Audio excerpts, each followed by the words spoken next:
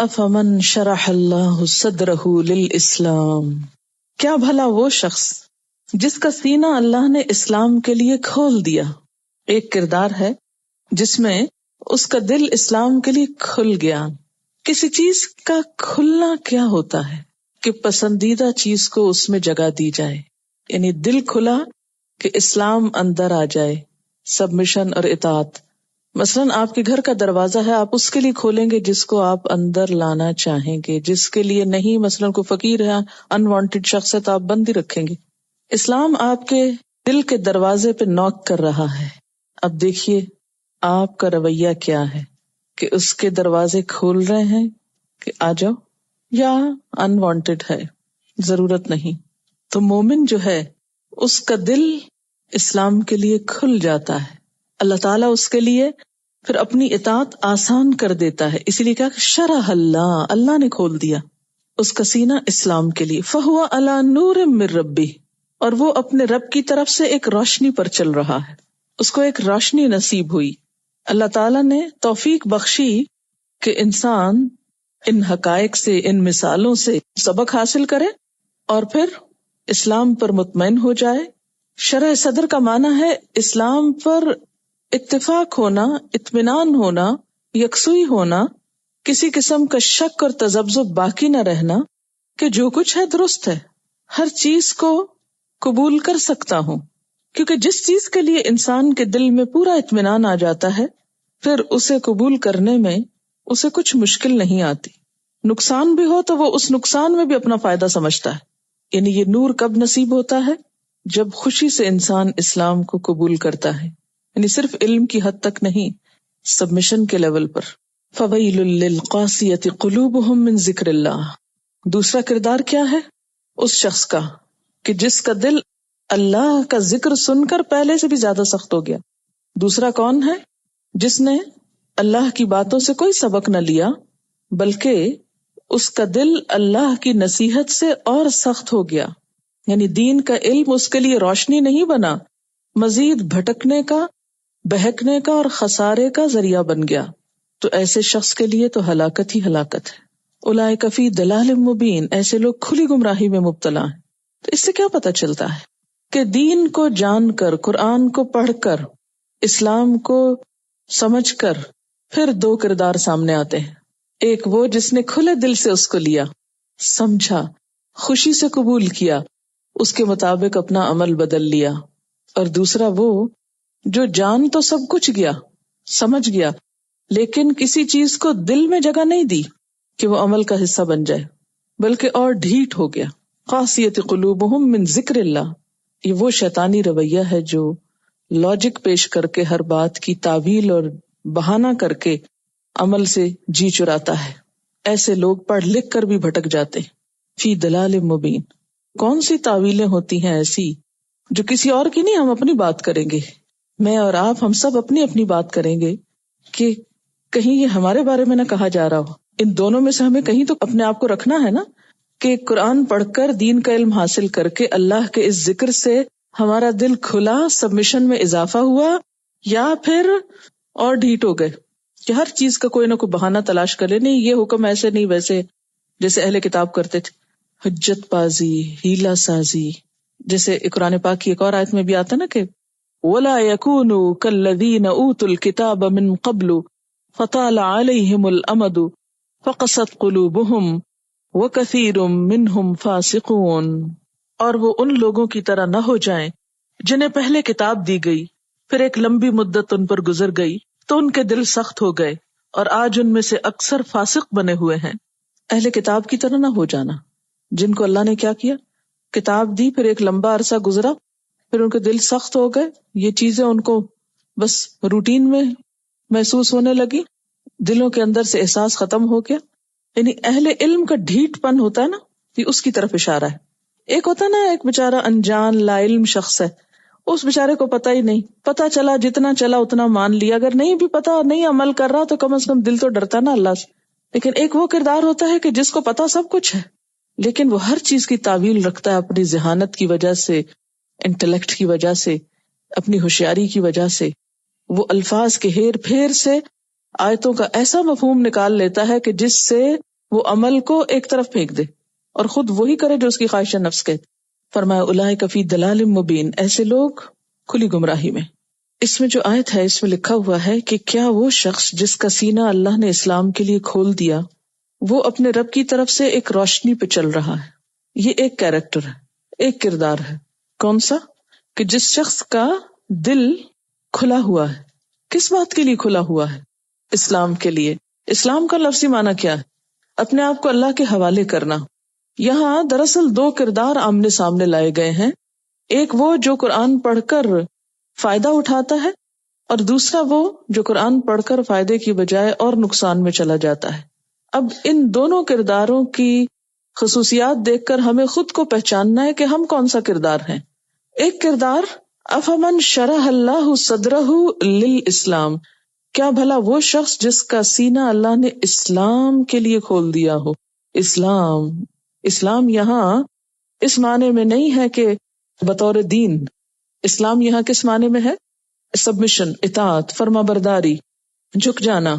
یعنی جو شخص قرآن اس لیے پڑھتا ہے کہ وہ اپنے آپ کو اس کے مطابق بدل لے، اس کے احکامات پر عمل کرے، اللہ کے حکم کے آگے جھک جائے. جیسے مسلم کا معنی کیا ہوتا ہے؟ جھکنے والا. ایسے شخص کو کیا نصیب ہوتا ہے؟ فَهُوَ عَلَى نُورٍ مِّن رَبِّهِ، وہ اپنے رب کی طرف سے ایک نور پر ہوتا ہے. یعنی اس کو ایک خاص روشنی نصیب ہو جاتی ہے جس سے وہ اللہ کی بات کا مطلب سمجھنے لگتا ہے. یعنی قرآن کا علم ہر ایک کے لیے نہ ہدایت کا سبب بنتا ہے، نہ روشنی کا سبب بنتا ہے، اور نہ ہی کامیابی کا سبب بنتا ہے. صرف قرآن کا پڑھ لینا کافی نہیں، صرف اس کا ترجمہ جان لینا کافی نہیں، صرف اس میں انٹلیکچوئل بحثیں اور فلسفے بگارنا کافی نہیں، بلکہ اصل مقصد کیا ہے کہ اسلام کے لیے دل کھل جائے، اپنے آپ کو اللہ کے حوالے کرنے کے لیے دل مان جائے کہ ہاں میں اللہ کا بندہ بنتا ہوں. اگر انسان اس تکبر میں مبتلا رہے کہ جو میری سوچ ہے، جو میرا علم ہے، جو میری خواہش ہے، جو کچھ میں چاہتا ہوں وہ ہونا چاہیے، تو ایسا شخص قرآن کو جب ڈومینیٹ کرتا ہے اور قرآن کے معنی بدلنے کی کوشش کرتا ہے، قرآن پڑھنے سے بھی اس کا مطلب عمل بدلنا نہیں ہوتا، بس صرف ایک انفارمیشن حاصل کرنا، تو وہ اس لیے کھنگالتا کہ اس میں ہے کیا. تو ایسے شخص کو یہ نور نہیں دیتا، اس کو روشنی نہیں ملتی. جو دل بند کر کے اور عمل کی نیت نہ رکھ کے پڑھے. جج کیجیے اپنے آپ کو کہ قرآن کی کوئی بھی آیت پڑھتے ہوئے میری سوچ کیا ہوتی ہے کہ میں نے اس پہ عمل کرنا ہے کہ نہیں کرنا. اگر آپ نے پہلے ہی ڈیسائیڈ کر رکھا ہے کہ صرف پڑھنے کے لیے پڑھنا ہے اور عمل کچھ نہیں کرنا، دل نہیں کھولا. دیکھیں نا، دل کھولنے کو میں نے تشبیہ دی تھی کس سے؟ جیسے کسی کمرے کا دروازہ کھول دیں. مثلا آپ اپنے گھر کا دروازہ بند کیے ہوئے، اتنے میں کوئی آ کے نوک کرتا ہے، بیل کرتا ہے.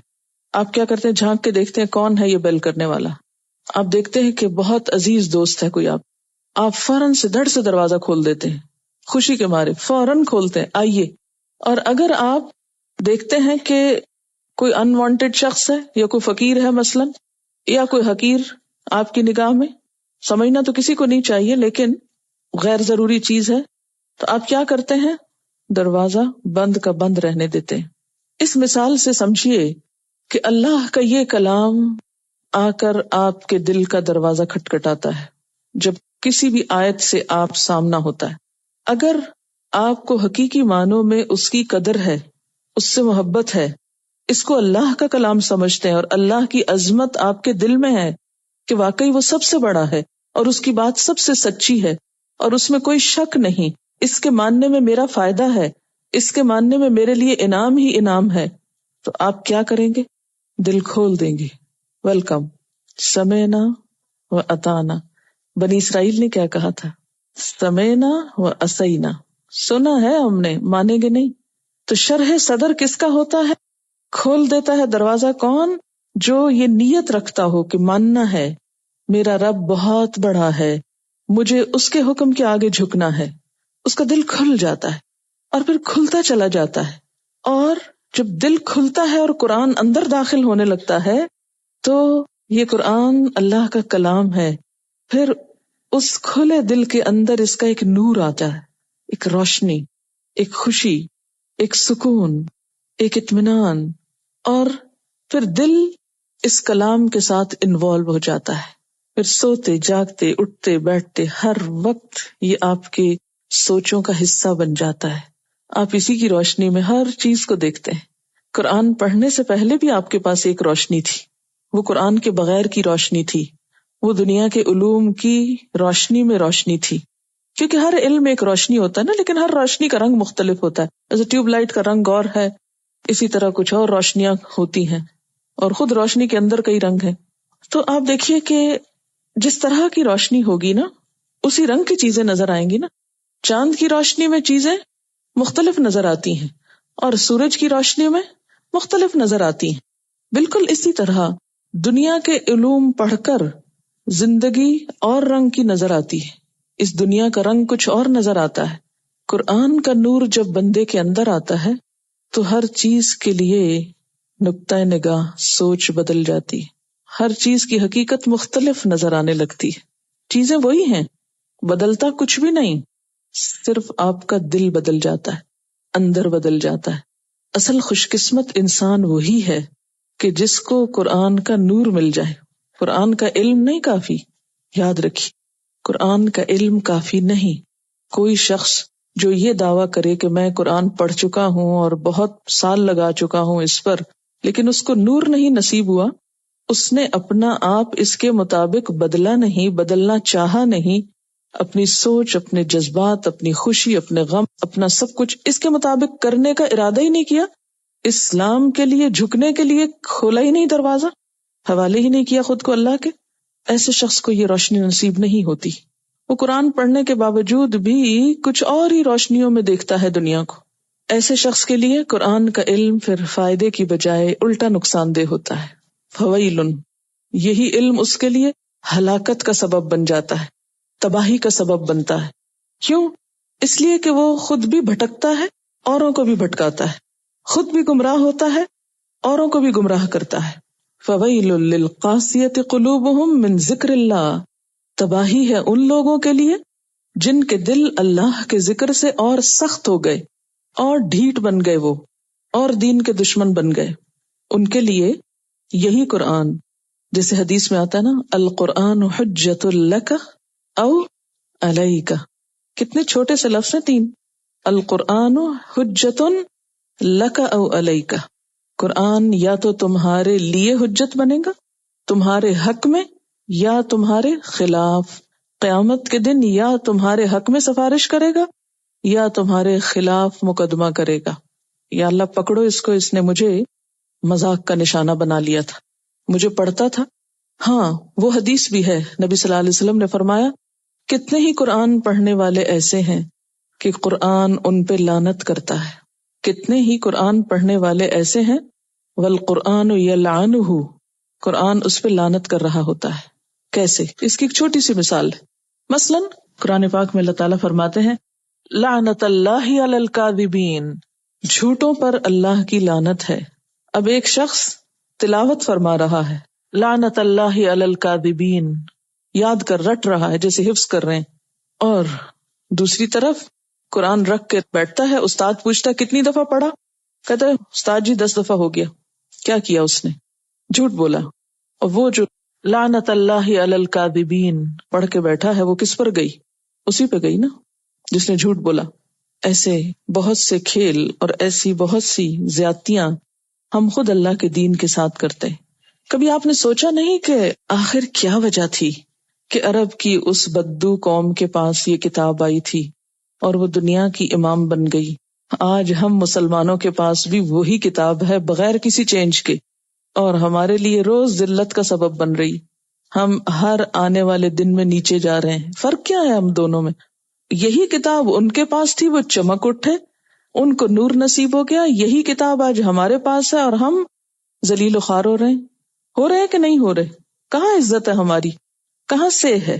کس اعتبار سے ہم دنیا میں کوئی مقام رکھتے ہیں؟ کیوں ایسا کیوں ہے؟ قرآن تو وہی ہے، وہ تو نہیں بدلا. ہم بدل چکے ہیں. وہ اس پر ایمان لائے تھے، وہ اس کو سچا سمجھتے تھے، وہ اس کو حرف آخر سمجھتے تھے، ہم زبان سے کہتے ہیں یہ اللہ کی کتاب ہے، چوم بھی لیتے ہیں، اوپر بھی رکھ دیتے ہیں، لپیٹ بھی دیتے ہیں، خوبصورت کیلی گرافیز بھی کرتے ہیں، ہار میں بنا کے پہن لیتے ہیں، آیت الکرسی گلے میں لٹکا دیتے ہیں، حسن قرات کے بڑے بڑے مقابلے ہوتے ہیں، سینکڑوں لوگوں نے حفظ کر رکھا ہے، شاید حفظ کرنے والوں کی جتنی آج تعداد ہے اس دور میں نہ تھی، لیکن چونکہ عمل اس کے مطابق نہیں، اس لیے کیا ہو رہا ہے، الٹا پڑ رہا ہے یہ سب کچھ۔ ایک اور حدیث میں آتا ہے ان اللہ لیرفع بہذا الکتاب اقواما ویدع بہ آخرین، اللہ اس کتاب کے ساتھ کچھ قوموں کو اٹھائے گا، لیرفع، اور کچھ کو یدع رکھ دے گا، اوپر سے نیچے گرائے گا، اس لیے کہ آج ہم میں ایسے نو نہال پیدا ہو گئے ہیں جو اس کا مذاق اڑاتے ہیں۔ ہم مسلمانوں کے اندر جو اس کی آیات کا، اس کے احکامات کا، اس کی تعلیمات کا مذاق اڑاتے ہیں، ایسے انوکھے ماننے والے تو تاریخ کے کسی دور میں نہیں دیکھے گئے تھے، اسی لیے ایسی ذلت بھی مسلمانوں کے حصے میں شاید ہی کہیں آئی ہو۔ تو یاد رکھیے جب تک ہم اپنے کو نہیں بدلیں گے، اور کوئی کسی کو نہیں بدل سکتا جب تک کوئی شخص خود کو نہ بدلے، جب تک ہم خود کو نہیں بدلیں گے اس وقت تک اس سے بھی بہترین چیز لے آئیں کچھ فائدہ نہیں ہوگا۔ بالکل ایسی جیسے اگر کسی شخص کا معدہ کمزور ہو تو کیا ہوتا ہے، آپ اس کو سونے جیسی چیز کھلائیں، بلکہ جتنی اچھی چیز کھلائیں گے اتنا ہی اس کے لیے تباہی ہوگی، اتنی اس کی صحت اور بگڑے گی۔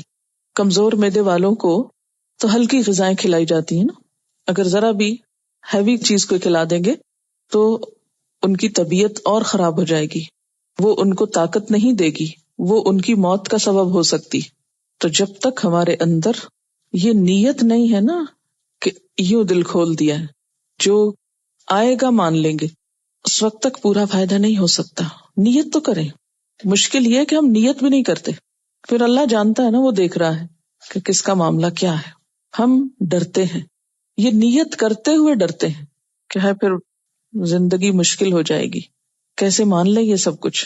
تو پھر ان کا کیا قصور تھا جنہیں آپ صلی اللہ علیہ وسلم نے فرمایا ایک کلمہ ایسا مان لو عرب عجم کے سردار ہو جاؤ گے، تو ان کا کہ ایک نہیں 10 مانیں گے، لیکن یہ نہیں مان سکتے، وہ بھی اللہ کو مانتے تھے۔ یہی ماننا تو مشکل ہو گیا تھا ان کے لیے۔ پورا فائدہ اسی وقت ہو سکتا ہے جب نیت تو کر لے، اور جب نیت ہو جائے گی نا تو اللہ تعالیٰ آسانی بھی کر دے گا، کیونکہ اس نے کوئی ایسی چیز اتاری نہیں جو انسانوں کے لیے ناقابل عمل ہو۔ لا یکلف اللہ نفسا الا وسعها، سورۃ البقرہ میں آتا ہے نا، یضل بہ کثیرا ویہدی بہ کثیرا۔ اس قرآن کے ساتھ اللہ بہت سوں کو گمراہ کرتا ہے، اس کی مثالوں کے ساتھ، اور بہت سوں کو ہدایت دیتا ہے۔ وما یضل بہ الا الفاسقین، کس کو بھٹکاتا ہے؟ جو فاسق ہوتے ہیں۔ فاسق کون ہوتے ہیں؟ حدیں توڑتے ہیں اللہ کی، جو اپنی خواہشات پوری کرنے کے لیے اللہ کے احکامات کو پامال کرتے ہیں۔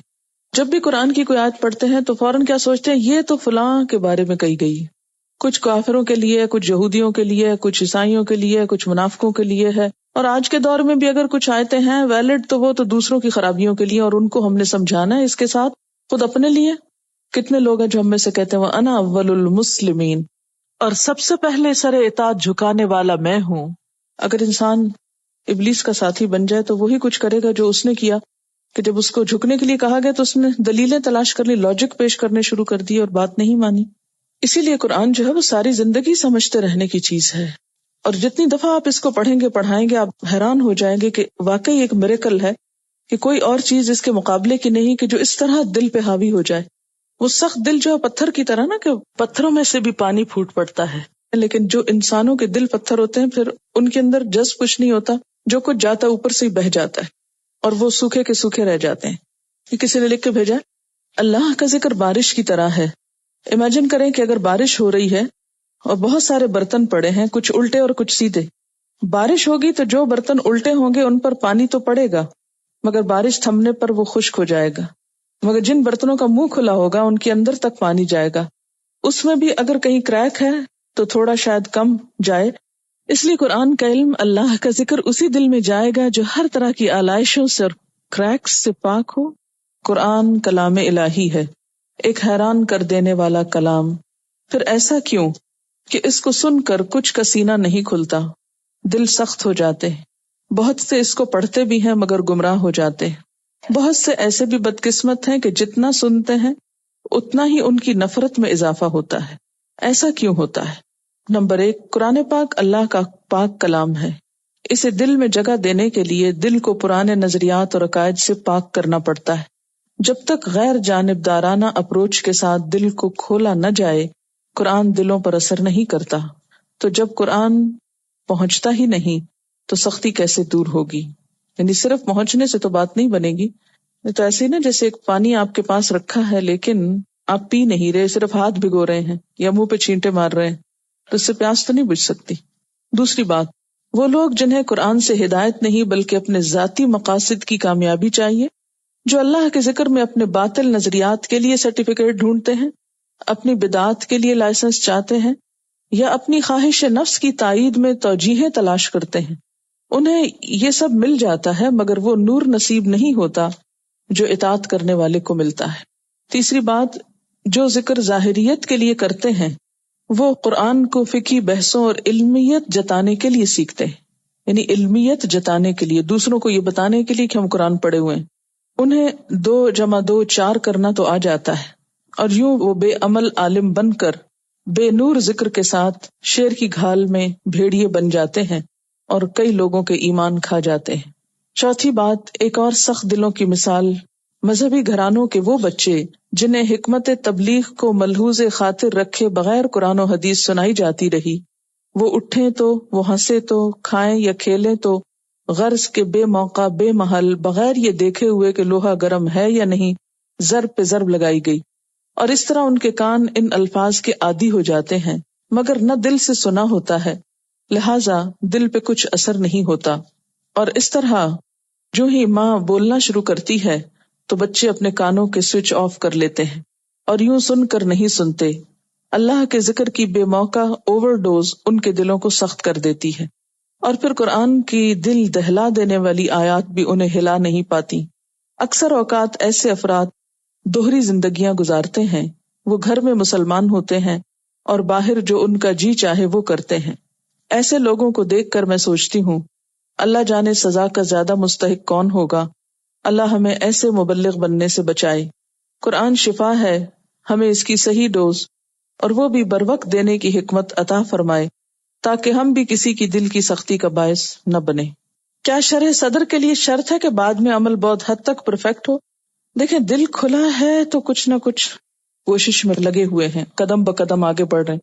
مومن ایک درخت کی طرح گرو کرتا ہے، اور نیک عمل جو ہوتا ہے ایک درخت کی طرح، ایک تو موسم بہار آنے پہ تیزی سے پھلتا پھولتا ہے، لیکن اس کے پھلنے پھولنے میں بھی کچھ نہ کچھ وقت ضرور لگ جاتا ہے، اور پھر کچھ عرصے کے بعد کچھ نہ کچھ بیچ میں جھونکے زرد آتے ہیں، لیکن پھر وہ ختم نہیں ہوتا، پھر سبز ہونے لگتا ہے حتیٰ کہ اس انسان کی موت آ جاتی.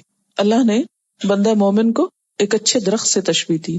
وہ ہے ایور گرین، لیکن ایور گرین میں بھی آپ دیکھیں کہ کوئی نہ کوئی پتا جھڑتا رہتا ہے بیچ بیچ میں سے، مگر آن دا ہول اس کے سبزہ ختم نہیں ہوتا. کسی موسم میں زیادہ گرین ہو جاتا ہے، کسی میں ذرا کم ہوتا ہے.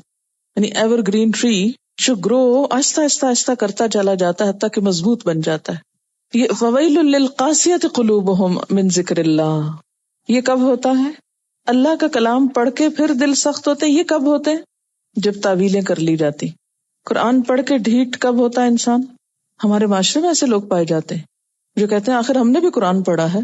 مجھ سے ڈائریکٹ کئی لوگوں کی بات ہوئی، ہم نے بہت دفعہ ٹرانسلیشن پڑھا ہے، بہت دفعہ قرآن پڑھا ہے، ہمیں تو ایسی کوئی بات نظر نہیں آئی کہ جو یہ کہتی ہو. آپ کو بھی ایسے کردار ملیں گے، اس وقت آپ سوچیں گے واقعی ہمیں تو شاید بھٹکا ہی دیا گیا ہے، بہکا دیا گیا ہے. یہ دراصل اس کردار کی بات ہو رہی ہے نا کہ جو یہ کہتا ہے کہ قرآن تو میں نے پڑھ لیا لیکن اس کے باوجود یہ کام میں نہیں کروں گا جو قرآن کہتا ہے. جس نیت سے ہم اس کو پڑھیں گے، جس سوچ کے ساتھ پڑھیں گے، اتنی ہی چیز ہم کو فائدہ دے گی. اسی لیے اللہ تعالیٰ کی طرف سے تو اتر رہا ہے سب کچھ، مگر ہر ایک کا ظرف کتنا بھرا جاتا ہے جتنا اس کا ہے.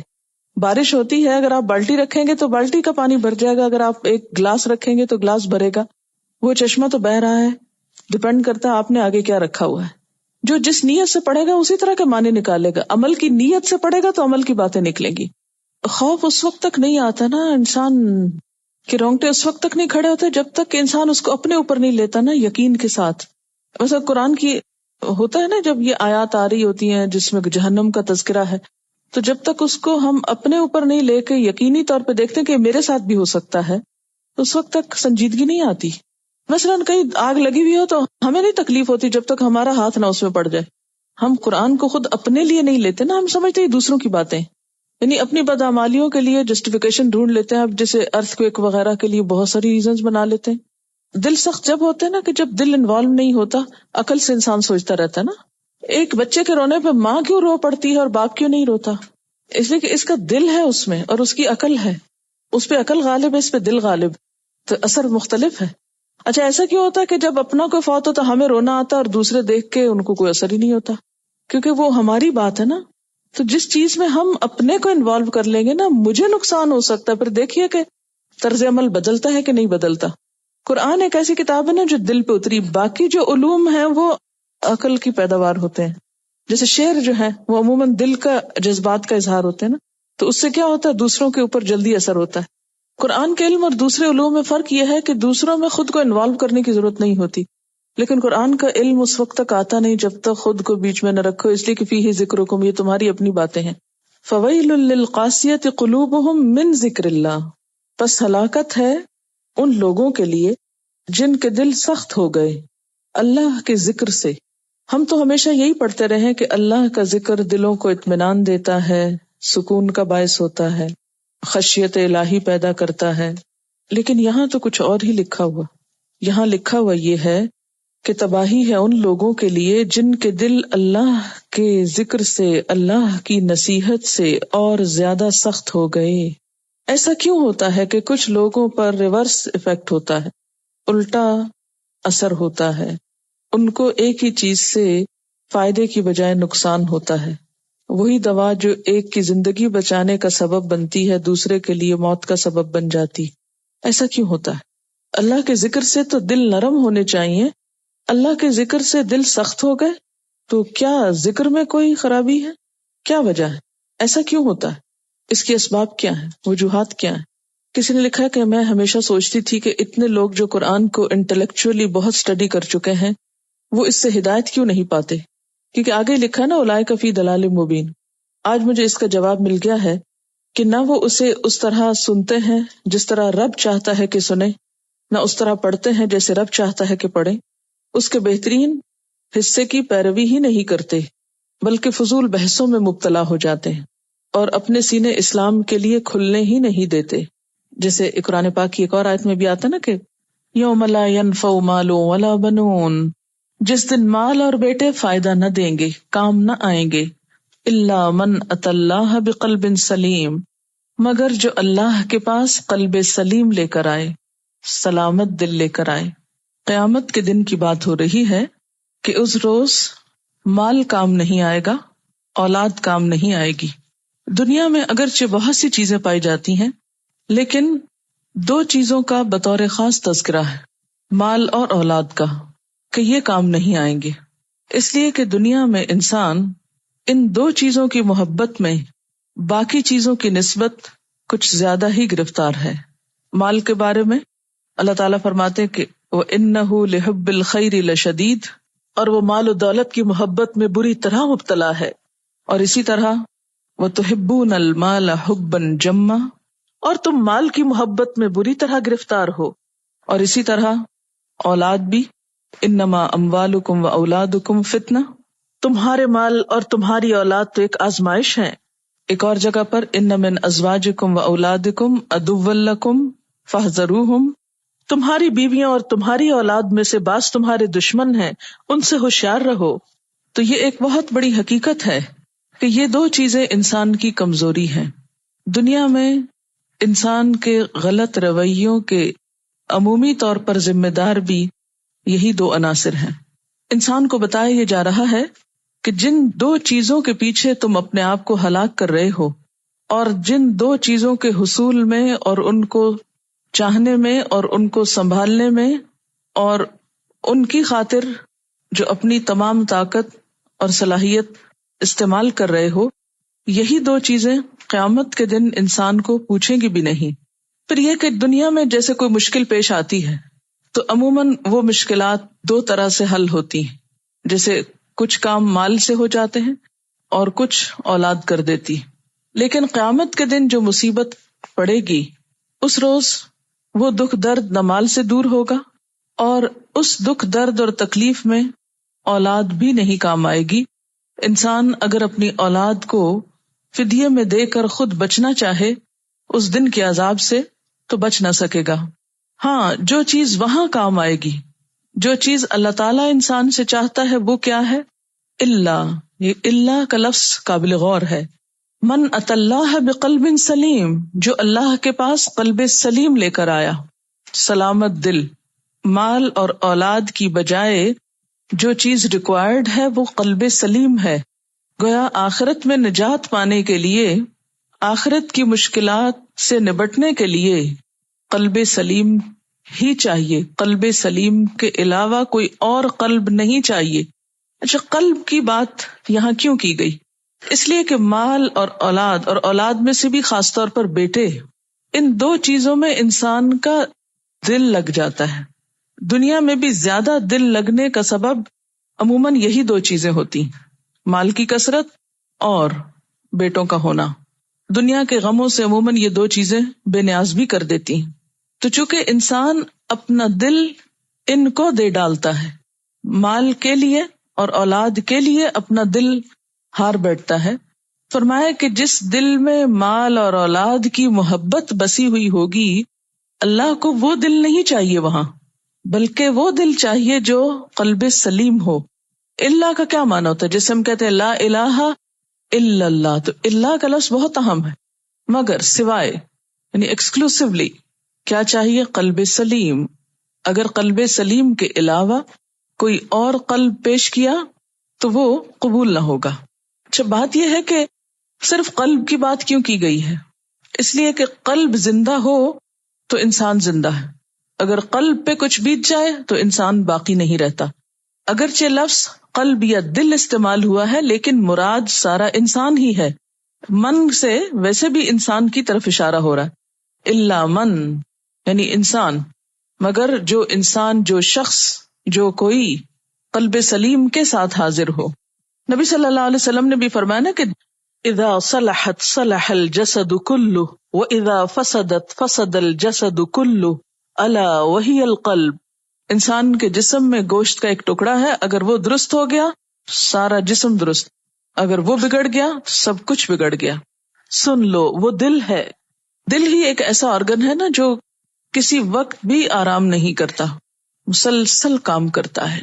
جب سے ہم پیدا ہوئے، بلکہ پیدائش سے پہلے بھی ماں کے پیٹ میں بھی دل کام کرنا شروع کر دیتا ہے.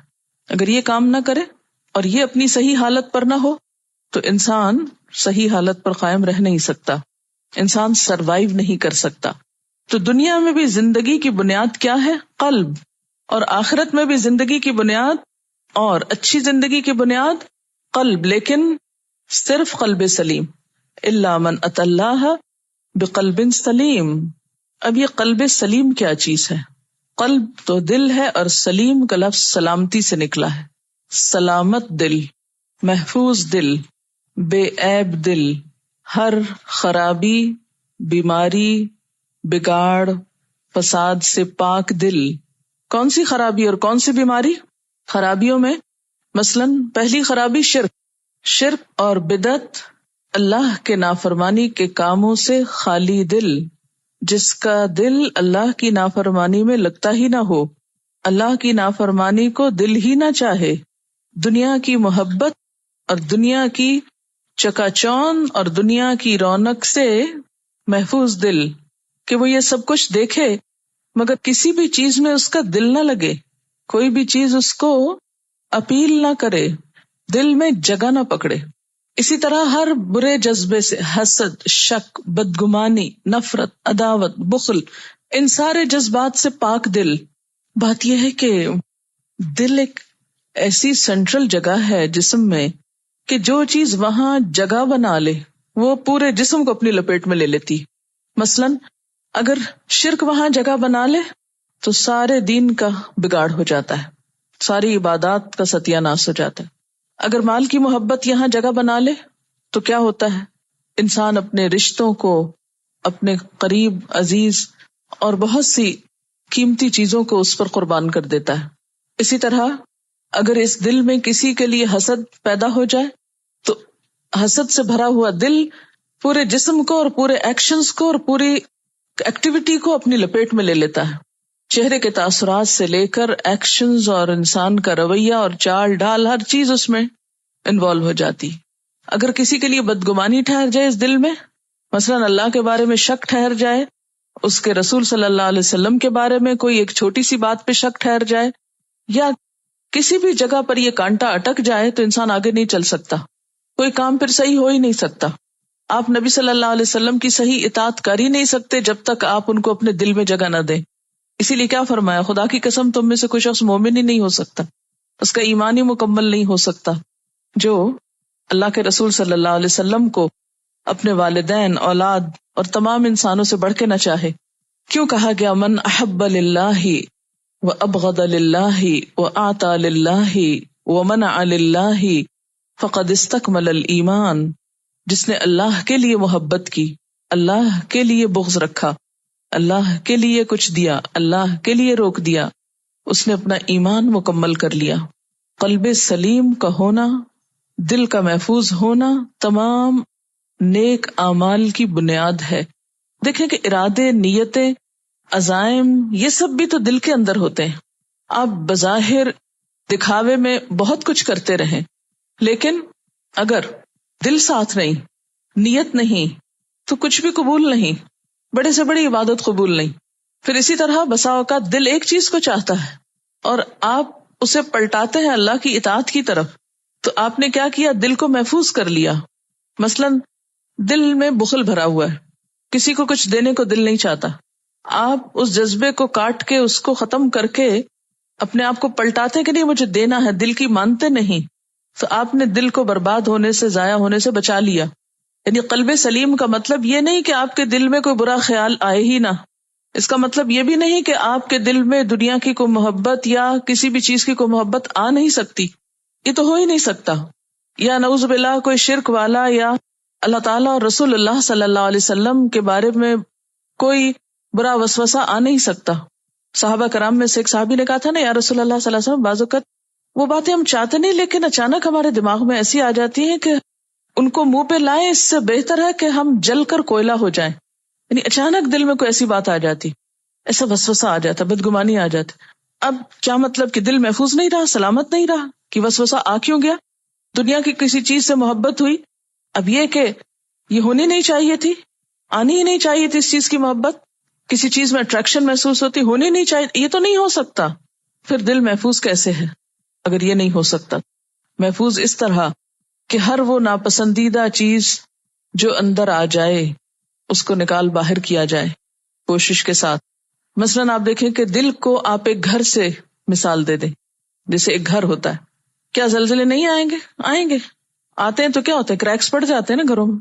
کیا ڈسٹ نہیں آئے گی گھر کے اندر چاہے آپ ساری کھڑکیاں بند کر کے رکھیں؟ آتی ہے نا. پھر کیا کرتے ہیں، پوچھ ڈالتے ہیں. کیا کوڑا کرکٹ نہیں آتا؟ آتا ہے. کیا کرتے ہیں، رکھے نہیں رکھتے، نکال دیتے ہیں. تو قلب سلیم سے مراد یہ ہے کہ ہر وہ چیز جو اس کے اندر درار ڈالنے کو آئے، کوئی زلزلہ طوفان آئے، کوئی آندھی بارش آئے، کوئی ایسی چیز آئے، وہ تو آئے گی طبعی حالات اور موسم کے تحت. انسان اس دنیا میں رہتے ہوئے ہر روز کوئی نہ کوئی آندھی طوفان دیکھے گا دائیں بائیں جو اس کے دل کو ہلا مارے گے. لیکن انسان کو کیا کرنا ہے، ان سب چیزوں کا مقابلہ کرنا ہے. جہاں کہیں دراڑ پڑے فوراً اس کی اصلاح کر دینا ہے. جہاں کہیں کو رخنا ہونے لگے اس کو بھر دینا ہے. جہاں کہیں کو رنگ اترنے لگے اس کو کر دینا ہے. کوئی میل کچیل آنے لگے اس کو صاف کر دینا ہے، تاکہ جب ہم دنیا سے رخصت ہوں تو اس حال میں رخصت ہوں کہ کوئی ایسی چیز جو اللہ تعالیٰ کو پسند نہ ہو وہ ہمارے دل کے ساتھ ٹکی ہوئی نہ ہو، سب ہٹی ہوئی ہو، داغ دھبے سارے کے سارے مٹے ہوئے ہوں. یہ اسی وقت ہو سکتا ہے جب ساتھ مٹاتے رہیں. گھر اسی وقت صاف رہ سکتا ہے جب ساتھ صفائی کریں. اگر آپ کچھ دن کے لیے بھی چھوڑ دیں گے تو مشکل ہو جائے گی. نبی صلی اللہ علیہ وسلم نے فرمایا کہ جب انسان کوئی گناہ کرتا ہے تو دل پہ ایک سیاہ نقطہ لگتا ہے. جب انسان توبہ کر لیتا ہے، اصلاح کر لیتا ہے، تو کیا ہوتا ہے، نقطہ مٹ جاتا ہے. لیکن اگر انسان چھوڑ دیتا ہے تو وہ نقطہ پھیلنے لگتا ہے اور سیاہی پھیلتے پھیلتے پورے دل کو اپنے کنٹرول میں لے لیتی.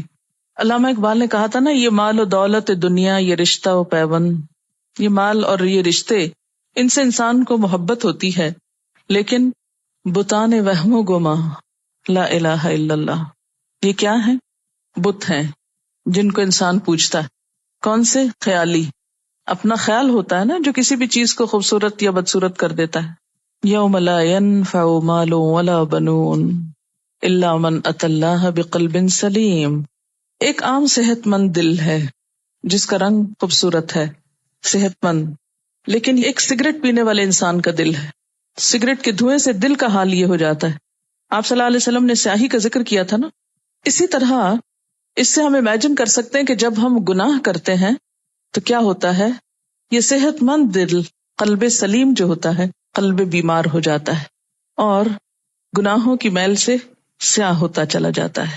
اللہ تعالیٰ کیا چاہتے ہیں؟ یہ دل چاہیے. الا من اتی اللہ بقلب سلیم، سلامت دل چاہیے اور بس، اور نہیں چاہیے. سب دوسرے ریجیکٹڈ ہیں، کام ہی نہیں آئیں گے وہاں. تو ہم سب کو کس چیز پہ توجہ دینی ہے؟ اپنے دل کی اصلاح پہ، پیوریفیکیشن آف ہارٹ پہ، کیونکہ وہ سینٹر ہے ساری چیزوں کا، سارے باتوں اور کاموں کا. دل کی اصلاح اور دل کا زنگ اور دل کا میل کچیل دور کرنے کے لیے 2 نسخے اللہ تعالیٰ کے رسول صلی اللہ علیہ وسلم نے بتائے.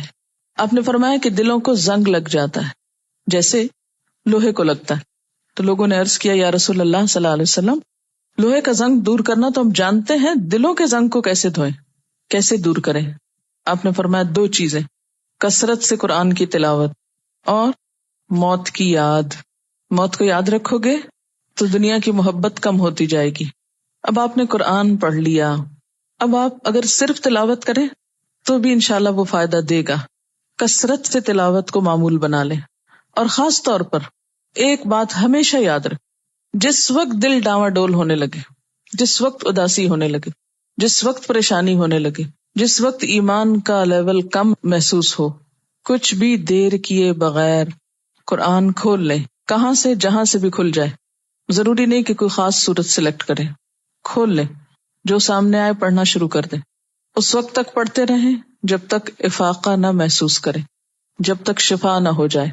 اگر سمجھیں کہ منہ سے لفظ ہی نہیں نکل رہا، ٹیپ آن کر دیں. کسی بھی اچھے قاری کی قرات آپ کے پاس لازمی طور پر ہونی چاہیے، اتنی ہی ضروری ہے جتنا آپ کے پاس آپ کے جسم پہ پہنا ہوا کپڑا ضروری ہے. سال کے لباس کے بجٹ میں کسی بھی چیز میں کمی کر لیں. کوئی ایک عدد قرات کسی بھی قاری کی جو آپ کو پسند ہو آن کر لیں اور سننا شروع کر دیں. کیونکہ قرآن سننے کے لیے، قرآن کے بارے میں کیا کہا کہ شفاء لما فی الصدور، شفاء لما فی الصدور. یہ جو بیماریاں دلوں کو لگ جاتی ہیں ان کے لیے شفا ہے. لیکن دوا لیں گے تو شفا ہوگی نا، صرف وہ بند رکھے رہنے سے آپ کو شفا نہیں ہوگی. دوا آپ کی ڈبیا میں رکھی ہوئی اور ڈھکن بند ہے اور وہ آپ سے کھل نہیں رہا، کھا آپ رہے نہیں، آپ کا شفا ہو جائے تو نہیں کھول سکتی. اس کو کھولنا پڑے گا، اس کو نکالنا پڑے گا، اس کو کھانا پڑے گا اور ریگولر ڈوز لینی پڑے گی جب درد دور ہوں گے. آپ صلی اللہ علیہ وسلم نے فرمایا تھا کہ میں تمہارے پاس 2 چیزیں چھوڑ کے جا رہا ہوں، جب تک ان کو مضبوط پکڑے رہو گے کبھی گمراہ نہ ہو. اور ان میں سے ایک قرآن ہے اور دوسری سنت رسول صلی اللہ علیہ وسلم. الا من اتی اللہ بقلب سلیم. کچھ چیزیں سلامت رہتی ہیں جب ان کو چھیڑا نہ جائے، لیکن دل اس وقت سلامت رہتا ہے جب اس کو کسی مفید کام میں لگا دیا جائے. کسی بھی چیز کے لیے جئیں، خالی دل نہیں جئیں. اسی لیے علامہ اقبال نے کہا تھا نا، خدا تجھے کسی طوفان سے آشنا کر دے کہ تیرے بحر کی موجوں میں اضطراب نہیں. دل مردہ دل نہیں ہے، اسے زندہ کر دوبارہ، کہ یہی ہے امتوں کے مرض کہن کا چارہ. مرض کہن کیا ہوتا ہے؟ پرانی مرضیں، پرانی بیماریاں جو لگی ہوئی ہیں ان کا علاج اسی میں ہے کہ دل زندہ کیے جائیں. اور ہر زندہ چیز کو پانی سے پیدا کیا گیا. وحی الہی دلوں کی زندگی جس کو بارش سے تشبیہ دی گئی، دل کی زندگی کا سبب ہے. میرے استاد نے مجھے نصیحت کی تھی دین کی خدمت کے لیے، سب سے پہلے فہم سلیم، پھر قلب سلیم، اور پھر حب قویم. حب محبت، قویم درست، دین کی صحیح سمجھ ہو، قلب سلیم ہو اور اس میں حب قویم ہو. یعنی یہ 3 چیزیں ہوں. دین کا علم جو عقل کے ذریعے آتا ہے، عقل سلیم جب ہوتی ہے تو تبھی دین صحیح طور پہ سمجھ آتا ہے، اور اس کے لیے قلب سلیم کو ہونا ضروری ہے. اور پھر حب قویم کا ہونا ضروری ہے کہ انسان محبت کی سطح پر ان چیزوں کو لے. دنیا کے علم جو ہوتے ہیں وہ محبت کی سطح پہ نہیں لیے جاتے، ان کے ساتھ ہمارے ایموشنز اس طرح وابستہ نہیں ہوتے. کہتے ہیں نا 3 جگہوں پر اپنے دل کا جائزہ لو، قرآن پڑھتے وقت، ذکر کی مجلسوں میں اور تنہائی کے اوقات میں. اگر ان 3 جگہوں پر دل نہ لگے تو سوچو پھر تمہارے سینے میں دل نہیں پتھر ہے. اس لیے اللہ سے قلب سلیم مانگو، یعنی اے اللہ میں تجھ سے سالم دل مانگتا ہوں، قلب سلیم مانگتا ہوں جس میں تیری طرف سے آئی ہوئی ہدایت سما جائے. ہدایت پر ہونے کے لیے نشانی باہر نہیں اندر ہے، اور وہ دل کا اطمینان. ہدایت تلاش کرنے کے لیے لوگ عموماً نشانیاں کہاں دیکھتے ہیں؟ دوسرے میں، باہر. حالانکہ آپ ہدایت اختیار تو کر کے دیکھو، پھر دل ٹٹولو، وہاں کتنا گہرا سکون ہے. آپ دیکھیں کہ جب آپ قرآن پڑھ رہے ہوتے ہیں، پڑھا رہے ہوتے ہیں، کوئی نہ غم ہے، نہ خوف ہے، نہ کسی کی باتوں کی پرواہ ہے، نہ کچھ. جو بھی مشکلات ہیں سب بھولے ہوئے ہوتے ہیں، کچھ فرق نہیں پڑتا. 2 عالم سے کرتی ہے بیگانہ دل کو، عجب چیز ہے لذت آشنائی. بے پناہ سکون. یہ بے پناہ سکون جو ہے نا، یہ نشانی ہے کہ آپ ہدایت پر ہیں. باطل پر ہو کر، جرم کر کے، ظلم کر کے دل سکون میں نہیں آ سکتا، اطمینان قلب کبھی نصیب نہیں ہو سکتا. جیسے قرآن پاک کی ایک اور آیت میں بھی آتا نا کہ الذین آمنوا، وہ لوگ جو ایمان لائے، وتطمئن قلوبہم بذکر اللہ، اور ان کے دل اللہ کے ذکر سے اطمینان پاتے ہیں. الا بذکر اللہ تطمئن القلوب، سنو اللہ کے ذکر سے دل اطمینان پا جاتے ہیں. ذکر کا معنی کیا ہوتا ہے؟ یاد کرنا. جب کوئی آدمی اللہ تعالی کو اس کی پوری عظمت کے ساتھ پا لیتا ہے تو اس کے اندر ایک روحانی ہلچل پیدا ہو جاتی. اس ہلچل سے کیا ہوتا ہے؟ ہر وقت اس کو اللہ کی یاد آتی ہے. ایسا کیوں بے اختیار کیوں ہو جاتا ہے؟ اب سوتے ہوئے اٹھ رہے ہیں اللہ، اب سونے جا رہے ہیں اللہ، اب کچھ دیکھتے ہیں فوراً اللہ. یہ کیسے ہوتا ہے؟ کیونکہ اللہ کو شعور کے ساتھ پایا نا، تو دل میں ایک اضطراب ہے، اس کی یاد ہے جو زبان پہ بے اختیار آ جاتا ہے.